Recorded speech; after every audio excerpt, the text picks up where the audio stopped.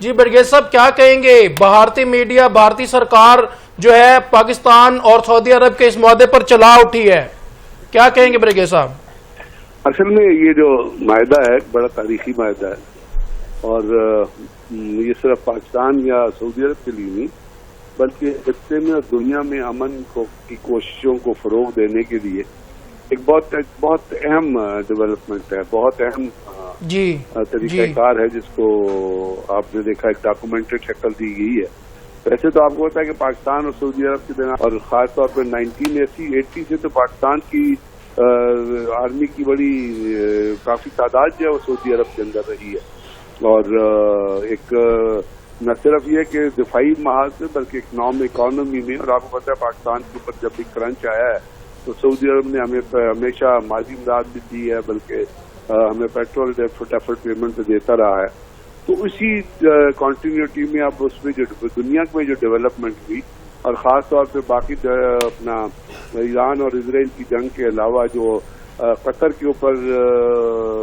اسرائیل نے میزائل مارا، اور خاص طور پہ قطر کے اوپر جو امریکہ کا لائے ہے، جو امریکہ کا نان نیٹو ممبر ہے وہ، تو اس کے اوپر سے امریکہ کے اوپر سے اعتماد اٹھ گیا ہے پوری دنیا کا، صرف ایسٹرن کنٹریز کا نہیں، پوری دنیا کا اعتماد اٹھ گیا ہے، اور وہ امریکہ کو ایک بل ڈاگ کے حساب سے دیکھتے ہیں جو بھونکتا تو بک تو کرتا رہتا ہے، لیکن جب کسی کی مدد کرنے کی ٹائم آتا ہے، خاص طور پہ مسلم ممالک میں، تو وہ صرف یہودیت کے ساتھ کھڑا ہوتا ہے، اور یہودیت کے ساتھ اس لیے کھڑا ہوتا ہے کہ زیانزم جو ہے وہ دہشت گردی پہ مبنی پالیسیز ہیں اسرائیل کی، اسی طرح نیو کونز ہیں جو امریکہ کے اندر ہیں، وہ بھی ہائی گریڈ کرسچنز ہیں، وہ بھی دہشت گردی پہ بلیو کرتے ہیں، اور ٹرمپ جو ہے وہ نیو کون کا بھی حصہ ہے اور وہ زیونسٹ کا بھی حصہ ہے، دونوں کا وہ ممبر ہے۔ تو اب لوگ چونکہ بلیو نہیں کرتے امریکہ کے اوپر اور انڈیا کے اوپر، جیسے آپ نے دیکھا پہلگام کے بعد کسی نے انڈین میڈیا پہ بلیو نہیں کیا، انڈین گورنمنٹ پہ بلیو نہیں کیا، تو اس کے تناظر میں اب صاف ظاہر ہے جو وہ ممالک جنہوں نے امریکہ کو اپنی سیکیورٹی کی ذمہ داری کے لیے $1 ٹریلین کی انویسٹمنٹ بھی کر رہے تھے اور تحفے بھی دیتے تھے، تو ان کو یہ صاف نظر آ گیا کہ آنے والے دنوں میں امریکہ $1 ارب کا ہے، اور پاکستان کے ساتھ جو ٹریڈ بیلنس ہے وہ $3 سے $4 ارب کا ہے، تو صاف ظاہر ہے انڈیا وہاں مارکیٹ بڑی ہے، اور وہاں پہ پھر آپ نے دیکھا جو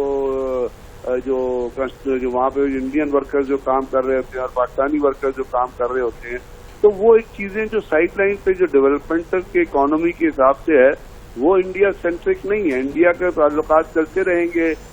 سعودی عرب، لیکن اس کی جو یہ کلاز ہے نا کہ ایک ملک پہ حملہ دوسرے ملک پہ حملہ تصور ہوگا، اب اس میں غرض پاکستان تو سعودی عرب کے اوپر پھر پاکستان کو اسرائیل سے ڈائریکٹلی کوئی خطرہ نہیں ہے، پاکستان کو اگر اسرائیل سے کوئی خطرہ ہے تو وہ یہ ہے کہ اسرائیل انڈیا نیکسس چلتا ہے، اور انڈیا اسرائیل اور افغانستان کا نیکسس چل رہا ہے۔ اب اسرائیل کی جو مساعد ہے انٹیلیجنس ایجنسی انڈیا کی جو را ہے، انہوں نے پاکستان کے اندر تو جنگ پھیلائی ہوئی ہے جو افغانستان کے تھرو پھیلائی ہوئی ہے، اس کے اندر افغانستان بھی شامل ہے، تو اب چونکہ ہم نے کہا ہے کہ ایک ملک پہ حملہ دوسرے ملک پہ تصور ہوگا، تو پہلی بات تو پاکستان کو یہ کرنی چاہیے کہ سعودی عرب کو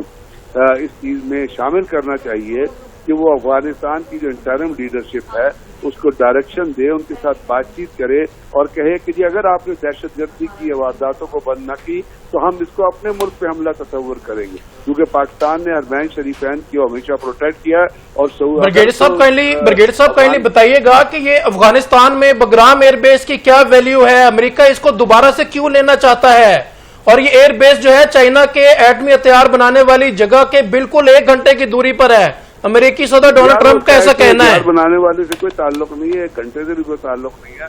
چائنا کی بھی تو ڈیفنس کیپیبلٹی دیکھیں نا کیا ہے، وہ منٹوں کی ڈیفنس کیپیبلٹی، سیکنڈ کی ڈیفنس کیپیبلٹی رکھتا ہے۔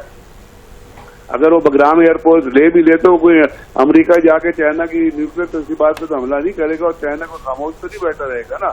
وہ بگرام ایئرپورٹ لینا چاہتا ہے بیکاز ان کی امریکہ کے ابھی افغانستان سے تو تعلقات چل ہی رہے ہیں نا، ابھی بھی ایک وقت آیا ہوا تھا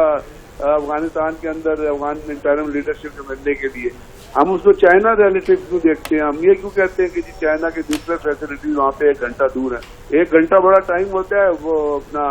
ایئر فلائٹ میں، 1 گھنٹے میں تو اپنا دنیا سے ایسے نہ سے جاتی ہے، تو چائنا کے پاس اپنے ارلی وارننگ ریڈارز ہیں، ایئر ڈیفنس سسٹم ہے، اس کا بگرام ایئر بیس کا لینے کا چائنا کے ڈیفنس کیپیبلٹی سے کوئی تعلق نہیں. جی وہ لینا چاہتا ہے, اپنے ٹرپس آن گراؤنڈ لے کے آنا چاہتا ہے, اور صاف ظاہر ہے